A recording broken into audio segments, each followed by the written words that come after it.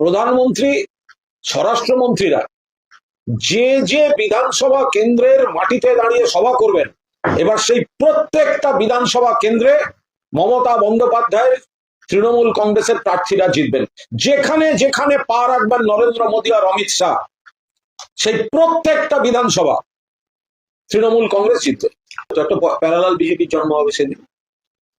তৎকাল বনাম আদি, ওটা আদি বিজেপির সমাবেশ। তৎকালরা এসে যে উচ্ছেদ করে দিয়েছিল আদি বিজেপিকে, তারা এক জায়গায় বসে গেট টুগেদার করতে চান আনুষ্ঠানিকভাবে। আমরা যেগুলো বলছিলাম সেগুলো কাজ বিজেপির মধ্যে থেকেই বলছে। আমরা বলছিলাম বিজেপি ভাগ হয়ে গেছে, আমরা বলছিলাম আদিদেরকে বসিয়ে দিয়েছে, হাইজ্যাক্ট হয়ে গেছে বিজেপি।